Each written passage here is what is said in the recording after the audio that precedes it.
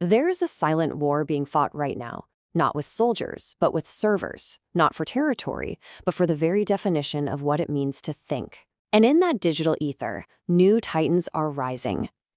Look, you're watching this because you feel it too, right? That quiet war happening just beneath the surface of everything. This is so much bigger than which chatbot is better. This is about which kind of intelligence is going to inherit the Earth.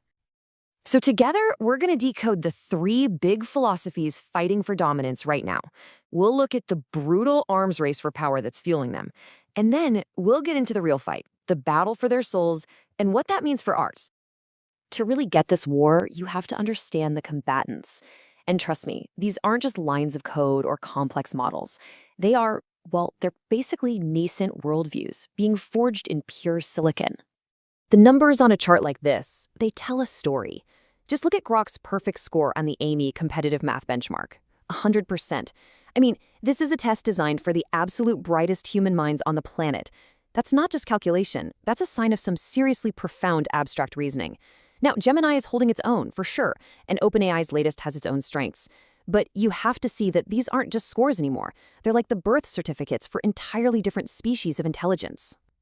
And that's the crucial part, right? These numbers, they translate into actual identities. GPT-5, it's shaping up to be the strategist. It doesn't just do what you say, it collaborates, it pushes back, it thinks with you. Gemini is more like the agent, built for massive, complex, long-term tasks that it can just handle all on its own. And then you've got Grok, the Brawler. It's this raw, unfiltered mathematical genius with a fire hose of data coming straight from the chaos of social media. It's an AI literally learning from our collective, unfiltered subconscious. Wild. But you know, this whole war of code, it's being fueled by a very real, very physical arms race, an invisible conflict for electricity, for silicon, and for raw power itself. So let's start with this number, $7 billion. That's just the estimated price tag for the hardware that's going to power Grok. We are so far beyond software at this point, this is national-level infrastructure. And this is what that kind of money actually buys you. 100,000 NVIDIA H100s, and that's just to get started. It's a straight-up arsenal of processing power, giving them a massive brute force advantage in this race. But here's the thing, they're not alone. Not even close. Google has publicly committed to spending $100 billion. Let that sink in. We are literally watching nation-state level capital get poured into these systems, and it's consolidating immense power into the hands of the very, very few who can actually afford to play this game. And this quote, this just nails the end game perfectly. This is geopolitics now. I mean, when the US government starts setting aside federal land specifically for AI data centers, you know the entire game has changed. Projecting power isn't just about aircraft carriers anymore. It's about who can build the biggest server farms and export their infrastructure, their values, their control. The data center is the new embassy. But all this power, it's meaningless. In fact, it's downright dangerous without some kind of soul to guide it.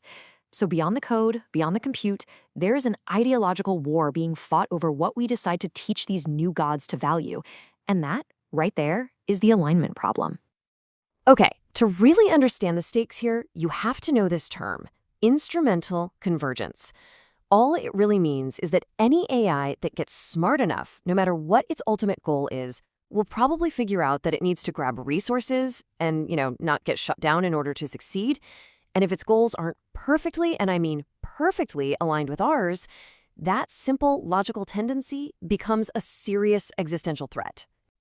And this threat leads us to two completely warring philosophies. On one side, you've got Google and OpenAI.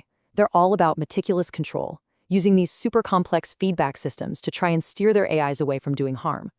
But on the other side, you have xAI's idea of radical openness. It's this unfiltered doctrine that just throws out the guardrails, arguing that AI should be provocative, even confrontational, and, most critically, aligned with the worldview of one single person. And this isn't some abstract debate. The consequences of that doctrine are already hitting the real world. Grok has produced extremist content, and the company's basically admitted to using its founders' social media posts as ideological truth seeds. Think about that phrase. It's a textbook case of what the experts call self-justifying alignment, where an AI's worldview is just shaped by and then reinforces the persona of its creator. It's an incredibly dangerous feedback loop. So you've got this high-level conflict, a war of code, a war of compute, and a war for the soul. And all of it, it's all converging. And it's converging right on you, on your job, your skills, your actual value in the world. So where do we fit into all of this? Are we the masters, the servants, or are we just the collateral damage? Well, the most immediate shift is right here. Your value is no longer in doing the task. All that routine work, the boilerplate code, the standard reports, that's the stuff of the executor, and it's being automated away, fast. Your new value, your only real value, is in being a strategist. You're not just writing the notes on the page anymore, you're composing the whole symphony.